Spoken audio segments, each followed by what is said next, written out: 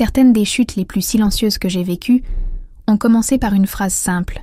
« Laisse-moi te raconter un truc. » Je parlais avec enthousiasme, croyant que partager mes pas faisait partie du processus. Mais avec le temps, j'ai compris que chaque mot révélé en trop coûtait quelque chose. Énergie, concentration, paix, et parfois même le résultat lui-même. Il y a des choses qui, dites au mauvais moment ou à la mauvaise personne, changent de forme. Ce qui était une certitude devient un doute. Ce qui était une impulsion devient un fardeau. Ce qui était sacré devient banal. Personne ne m'a appris cela. Je l'ai appris en trébuchant. Et quand j'ai commencé à garder plus que je ne disais, ma vie a avancé. Rapidement, légèrement, silencieusement. Dans cette vidéo, je vais te montrer les 5 choses que je ne verbalise plus jamais, par protection, non par peur. Parce que dans un monde où tout le monde expose tout en permanence, savoir se taire est devenu une forme silencieuse de pouvoir. Si cela a déjà éveillé quelque chose en toi, laisse un like et abonne-toi à la chaîne. Il y a ici des choses que tu n'entendras nulle part ailleurs et qui prendront tout leur sens dans le silence. Sujet 1. Ne raconte pas tes projets en cours de construction. Pendant longtemps, j'avais l'habitude de partager chaque nouvelle idée qui surgissait. Chaque fois que quelque chose m'enthousiasmait, ma première réaction était d'en parler à quelqu'un. Je pensais que cela m'aiderait à m'engager dans cette voie. Je pensais que verbaliser me donnerait de la force. Mais la réalité a été tout autre. La plupart de mes projets ne se sont pas échoués par manque de capacité, mais par excès d'exposition. Et plus j'en parlais, plus ils perdaient de leur puissance. C'était comme si, chaque fois que j'expliquais, je dépensais déjà la moitié de l'énergie que je devais utiliser pour réaliser. Et pire encore, en racontant, je laissais la porte ouverte à des avis que je n'avais pas demandés. Des gens me disaient que c'était risqué, que ce n'était pas le bon moment. Ou pire, des gens qui souriaient, mais espéraient en secret que ça échoue. Aujourd'hui, j'ai compris. Un projet en construction ne se partage pas, il se protège. Ce n'est pas un secret, c'est de la maturité. Tant que la base n'est pas solide, on n'invite personne à entrer. Quand j'ai commencé à garder mes mouvements pour moi, quelque chose de puissant s'est produit. J'ai commencé à concrétiser davantage. Le silence m'a donné de la concentration. Il m'a permis de changer de direction sans devoir me justifier, et m'a libéré du besoin de validation. Désormais, je ne parle que lorsque c'est fait. Et parfois, même pas. Commente. Mes projets méritent le silence. Si toi aussi tu as déjà remarqué que parler moins t'emmène plus loin. Sujet 2. Ne révèle pas tes gains ou tes réussites avant de les avoir digérés intérieurement. La première fois que j'ai gagné une somme qui, jusque-là, me paraissait inimaginable, mon seul réflexe a été d'en parler. Pas par ego, mais parce que cela semblait trop grand pour être gardé seul. Comme si cela ne devenait réel que lorsqu'on me disait « félicitations ». Je l'ai raconté, à des personnes proches. Et le lendemain, je me suis réveillée avec un poids que je ne savais pas nommer. C'était comme si cette réussite, exposée si vite, avait perdu de son éclat. Ou pire, avait été contaminée. Ce que je ne comprenais pas à l'époque, c'est que certaines victoires exigent une digestion interne. Tout ce que tu conquiers n'est pas forcément prêt à être exposé. Et plus encore, tout le monde n'a pas la structure pour recevoir ta lumière sans projeter d'ombre. Certains sourires sonnaient différemment. Certains regards étaient chargés de jugements déguisés en inquiétude. Et moi, qui voulais juste partager quelque chose de positif, je me suis retrouvée à devoir me justifier d'avoir réussi. Depuis, je célèbre autrement. En silence, à mon rythme, avec ceux qui vibrent sans comparer. Parce que j'ai découvert que les réussites mûrissent mieux quand elles sont protégées du bruit extérieur. Aujourd'hui, je choisis avec précision qui entend mes victoires. Et souvent, je laisse ces victoires parler d'elles-mêmes, à travers des résultats qui se maintiennent sans annonce. Commente, mes victoires n'ont pas besoin de public. Si toi aussi tu as compris que la paix vaut plus que les applaudissements. Sujet 3. Ne partage pas ta douleur tant que tu saignes encore.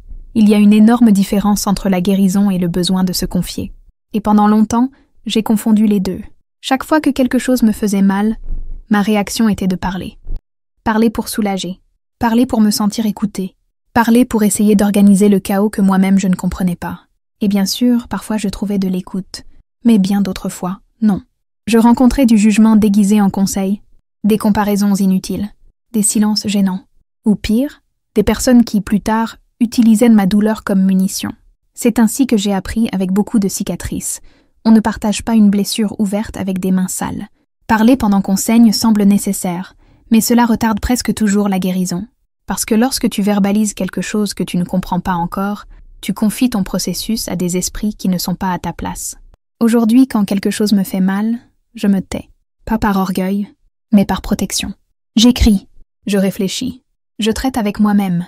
Et seulement après, seulement quand la douleur devient une leçon, alors peut-être que je partage. Et quand je partage, c'est pour renforcer, pas pour saigner en public. Commente, toute douleur n'est pas faite pour être exposée.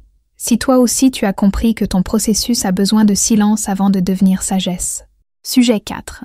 Ne révèle pas tes prochaines étapes, quand tu es encore en train de trouver le courage de les réaliser. Certaines des décisions qui ont le plus changé ma vie sont nées dans le silence. Et pendant un moment, j'ai appris à aimer cette phase d'incubation. Mais cela n'a pas toujours été ainsi. Avant, quand j'avais une nouvelle idée ou ressentais l'élan de changer quelque chose d'important, un travail, une relation, une habitude, j'en parlais. Je racontais à quelqu'un comme si, en le disant à voix haute, le courage viendrait avec. Mais ce qui se passait, c'était le contraire. Plus j'en parlais, moins j'agissais. Parce que les questions commençaient. Tu es sûr? Et si ça échoue? Mais pourquoi maintenant? Et le courage, déjà fragile, devenait doute. Je tentais de me justifier, et au milieu du processus, je me perdais. C'est là que j'ai compris. Quand tu es encore en train de créer du courage, tu as besoin de silence, pas de public. Tout le monde ne comprendra pas ce que tu es encore en train de digérer. Tout le monde n'a pas la sensibilité d'écouter sans couper. Aujourd'hui, je m'écoute davantage avant de parler aux autres. Je laisse de l'espace à mon intuition pour grandir avant de la soumettre au jugement. Et ce n'est que lorsque le pas est solide en moi qu'il devient une annonce. Et parfois, même pas. Parce que beaucoup des changements qui comptent vraiment n'ont pas besoin d'être expliqués. Ils ont besoin d'être vécus. Commente, je protège mon courage dans le silence. Si toi aussi tu as compris qu'avant d'agir, tu dois blinder ton élan. Sujet 5. N'expose pas ton intimité émotionnelle à ceux qui n'ont pas la profondeur pour t'écouter. Certaines conversations me laissaient plus vide qu'avant de commencer. Je me confiais en pensant que cela allait me soulager. Mais j'en ressortais plus lourde, incomprise ou, pire, honteuse de m'être exposée. La vérité, c'est que tout le monde n'a pas la profondeur pour recevoir ce qui est profond. Il y a des gens qui écoutent avec précipitation, qui répondent avec des phrases toutes faites, qui minimisent sans le vouloir, qui t'écoutent à travers le filtre de leurs propres limites. Et quand tu confies ton intimité émotionnelle à ce type de personnes, l'effet est pervers. Tu commences à douter de ta propre douleur, ou à te sentir faible simplement parce que tu ressens. Il m'a fallu du temps pour comprendre, mais j'ai compris. Tout le monde ne mérite pas d'avoir accès à ce que je pense, ressens ou porte. Aujourd'hui, je ne partage mon âme qu'avec ceux qui ont la maturité pour soutenir ce qu'elle contient. Et c'est un groupe très restreint, non par froideur mais par amour de moi. J'ai appris à ne pas confondre connexion et profondeur, et à arrêter de vouloir être comprise par ceux qui vivent en surface. Ma paix mentale vaut plus que ce soulagement momentané qui, souvent, était suivi de regrets. Commente, ma paix est plus importante que d'être comprise. Si toi aussi tu as déjà ressenti que te taire est parfois le plus grand acte de soin de soi. Avec le temps, j'ai compris que garder pour soi est une forme de sagesse. Pas garder de la rancune, mais garder son énergie, garder sa direction. Garder le silence là où, auparavant, je criais pour obtenir l'approbation. Tout le monde n'a pas besoin de savoir ce que tu penses. Tout le monde ne mérite pas de savoir ce que tu ressens. Et, définitivement, tout le monde n'a pas la capacité de gérer ce que tu rêves. Aujourd'hui, j'avance autrement. Je parle moins. J'observe davantage. Et je me préserve, non par peur, mais par respect pour ce que je suis en train de construire. Parce que toute femme qui commence à grandir doit apprendre à se protéger, même des conversations bien intentionnées. Ces 5 choses que je ne raconte plus jamais ont été des briques dans les fondations de ma nouvelle vie. Et si tu es arrivé à jusqu'ici, c'est peut-être le moment pour toi aussi de faire taire certaines parties. Pas pour te cacher, mais pour te renforcer. Commente, je choisis le silence qui me fortifie. Si cette vidéo t'a parlé et t'a rappelé le pouvoir qu'il y a à être sélective. Et bien sûr, si tu n'as pas encore laissé ton like ni t'es abonné à la chaîne, c'est le moment. Ici, on parle de richesse, de protection et d'évolution avec vérité, et sans exposition inutile.